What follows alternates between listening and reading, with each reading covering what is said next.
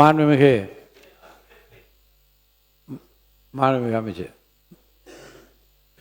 பேரவை தலைவர் அவர்களே, மாண்புமிகு நிதியமைச்சர் அவர்கள் பேசுகிற போது, போன வருஷத்தில் நீங்கள் ஆக்சுவல் எக்ஸ்பெண்டிச்சர் இதை வச்சிங்க, இதை வச்சு தான் நாங்கள் எங்களுடைய இதை கொண்டு வந்திருக்கோம்னு ஒரு இதை சொல்கிறாங்க. நீங்கள் எக்ஸ்பெண்டிச்சர் கம்மியாக இருக்கிறதுக்கு பல காரணங்கள் இருக்கலாம். பொதுவாகவே பட்ஜெட் நடைமுறைகளை நாம் அனைவரும் நன்றாக அறிவோம். ஒரு பட்ஜெட்டில் நம்ம இது இந்த வருஷத்துக்கு இது எஸ்டிமேட்டாக இருக்கலாம் என்று ஒரு காரணம் வரும். ஆனால் நடைமுறையில் அந்த பட்ஜெட்டில் வருகிற போது பல்வேறு காரணங்களால் அந்த திட்டத்திற்கான நிதி முழுமையாக செயல்படுத்த முடியாத ஒரு சூழ்நிலை ஏற்படக்கூடும். உதாரணத்துக்கு கேபிட்டல் எக்ஸ்பெண்டிச்சரை கூட சொன்னார். கேபிட்டல் எக்ஸ்பெண்டிச்சர் நீங்கள் இதை விட பண்ணலேன்னு ஒரு வருஷத்தில் திராவிட முன்னேற்ற கழக ஆட்சி இருக்கும்போது பார்த்தீங்கன்னா தொடர்ச்சியாக நேஷனல் கெலாமிட்டி மாதிரி பல்வேறு இயற்கை இடர்பாடுக்கான சூழ்நிலைகள் தொடர்ச்சியாக வந்தது. சென்னை பெருவெள்ளம் வந்தது, அதே போல் தென் மாவட்டங்களில் பெருவெள்ளம் வந்தது. அப்போ கேபிட்டல் எக்ஸ்பெண்டிச்சர் பண்ணக்கூடிய சூழ்நிலைகளில் நம்ம பெரிய அளவில் நம்ம எக்ஸ்பெண்ட் பண்ண முடியாத ஒரு நிலை வரும்.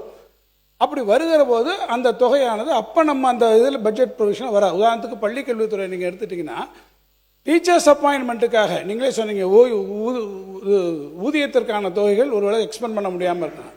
டீச்சர் நம்ம ரெக்ரூட்மெண்ட் இந்த வருஷத்துக்கு இத்தனை பேர் நம்ம எடுக்கலாம்னு நம்ம பார்த்துருப்போம், அதற்கான தொகை ஒதுக்கியிருப்போம். ஆனால் அந்த வருஷத்தில் ஒரு கோர்ட்டு கேஸோ அல்லது வேறு ஏதோ ஒரு பிரச்சனையினால அந்த ரெக்ரூட்மெண்ட் அன்னைக்கு நடந்திருக்காது, எக்ஸ்பெண்ட் பண்ணியிருக்க மாட்டோம். ஆனால் அதன் காரணமாகவே அடுத்த வருஷம் அந்த ரெக்ரூட்மெண்ட் வராது என்பதற்கு கிடையாது. ஸோ நம்ம அங்கே ஒரு ப்ரொவிஷன் கொடுத்தாலுடைய நீங்கள் ஆக்சுவல் எக்ஸ்பெண்டிச்சரை மட்டும்தான் எடுத்துக்கொண்டு நீங்கள் ஃபர்தர் எஸ்டிமேட் நீங்கள் செய்வீர் என்று சொன்னால், நீங்கள் ரிவைஸ்ட் எஸ்டிமேட்டுக்கு போவேன் அல்லது அடுத்த வருஷத்துக்கான பட்ஜெட் எஸ்டிமேட்டுக்கு போவேன் என்று சொன்னால் அது ஒரு சரியான பிரதிபலிப்பாக உங்களுடைய திட்டமிடலுக்கு அமையாது என்பதை ஒன்று நான் உங்களுக்கு சொல்லிக்கொள்ள கடமைப்பட்டிருக்கேன். எஸ்ஓடிஆரில் நீங்கள் நான் கொண்டு சொன்னீங்க, நீங்கள் 229 வந்ததுன்னா கடந்த வருடம் நமக்கு வந்ததில் டிப்பு காரணம் என்ன? ஜிஎஸ்டியில் அவங்க ரேஷனலைசேஷன் கொண்டு வந்தாங்க. திடீரென்று ஜிஎஸ்டிக்கான வரி விகிதங்கள் குறைக்கப்பட்ட போது நமக்கு கிடைக்க வேண்டிய அந்த வரி வருமானங்கள் அதிலே நமக்கு குறைவாக வர வேண்டிய சூழ்நிலை வந்தது. ஆனால் அந்த பாயின்ஸ் இந்த வருஷத்துக்கு மேலே நமக்கு வரும் என்று நாம் எதிர்பார்க்கிறோம். எனவே தான் நாம் என்ன பார்க்கிறோம், இந்த வருஷம் அதிலிருந்து அதிகமான வணிக வரியிலிருந்து நமக்கு ஒரு கூடுதலான தொகை வரும் என்று நாம் அதற்காக பதிலாக எஸ்டிமேட் செய்கிறோமே ஒழிய, நீங்கள் சொல்வதை போல இது ஒரு அன்ரியலிஸ்டிக் எஸ்டிமேட் என்று நம்ம ஒரு அம்பிஷியஸாக கூட நீங்கள் வைத்துக் கொள்ளலாம்.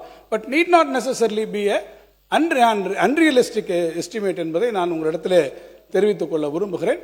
இன்னொன்று, நீங்கள் நேற்று பேசுகிற போது, முந்தா நாள் நம்முடைய மாண்புமிகு நிதியமைச்சர்கள் பேசுகிற போது ஒன்று சொன்னாங்க, இந்த 60-70 நாட்களுக்குள்ளாக நாங்கள் கவர்மெண்ட் ட்ரெஷரிக்கு 15,000 கோடி ரூபாய் கவர்மெண்ட் ட்ரெஷரிக்கு நாங்கள் கொண்டு வந்திருக்கிறோம் என்று ஒரு கருத்தை அவர்கள் சொன்னார்கள்.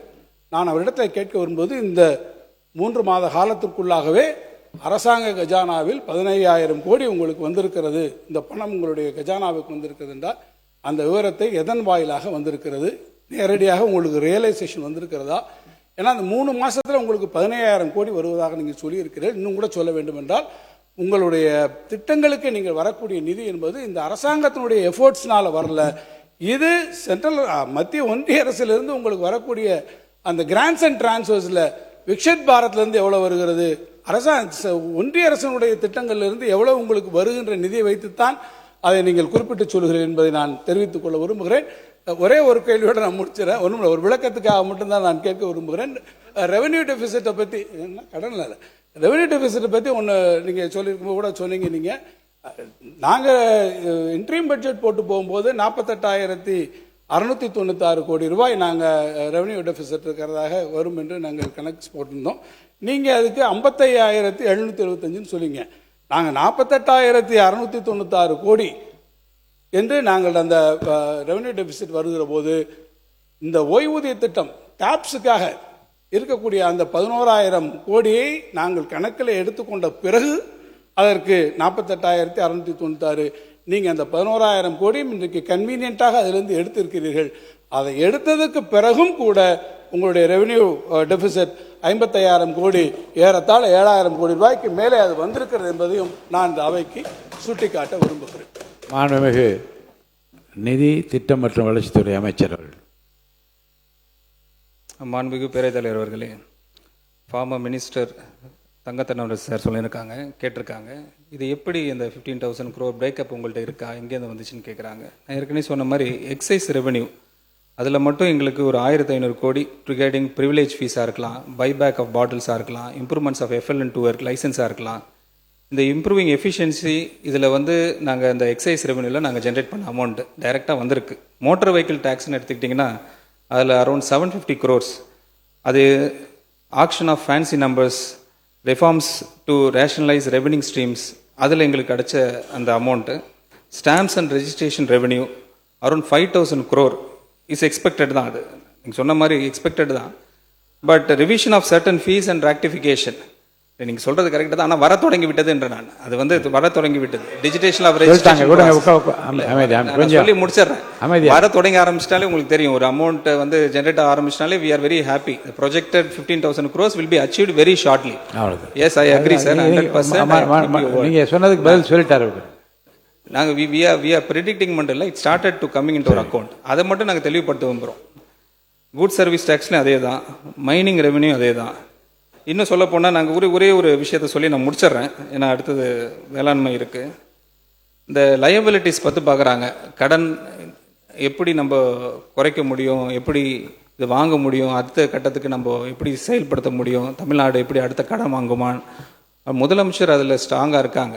அதிக கடன் வாங்கக்கூடாதுன்ற ஸ்ட்ராங்காக இருக்காங்க. எவ்வளோ தூரம் நம்ம கண்ட்ரோல் பண்ண முடியுமோ, எவ்வளோ தூரம் ரெவென்யூ பூஸ்ட் பண்ண முடியுமோ அதை எங்களுக்கு ஐடியாஸ் கொடுத்துக்கிட்டு தான் இருக்கிறாங்க.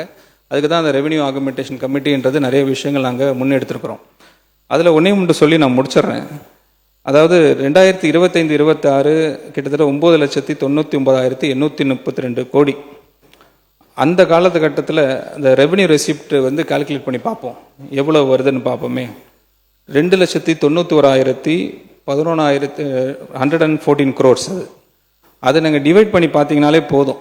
அந்த 25-26 ஆக்சுவல் அக்கௌண்ட்டில் ரெவென்யூ ரெசிப்டில் அது கிட்டத்தட்ட 3.43 times ஆஃப் த லயபிலிட்டிஸ். ஆனால் இந்த 26-27 பார்த்தீங்கன்னா 10,98,768. அதோட ரெவென்யூ ரெசிப்ட் பார்த்தீங்கன்னா 3,50,627. அதை டிவைட் பண்ணி பார்த்தீங்கன்னா 3.14 தான். அப்போது 3.14, 3.43. So we are in the confident state. Next ஸ்டேஜுக்கு நாங்கள் போகக்கூடிய நம்பிக்கை எங்களுக்கு வந்துடுச்சு. அதை தான் நான் சொல்கிறேன், ப்ராக்ரஸ் ஆகிட்டு இருக்கு because of the effort of the government. அதேமாதிரி டெப்ட் டு ஜிஎஸ்டிபியும் அதே தான் டெப்ட் டு ஜிஎஸ்டிபியும். அதில் பார்த்தீங்கன்னா 28% காட்டுது 2025-26. இப்போ பார்த்தீங்கன்னா 2026-27 27%. So every moment, every steps we are taking are towards progressive state of Tamil Nadu for $1.5 trillion. Thank you.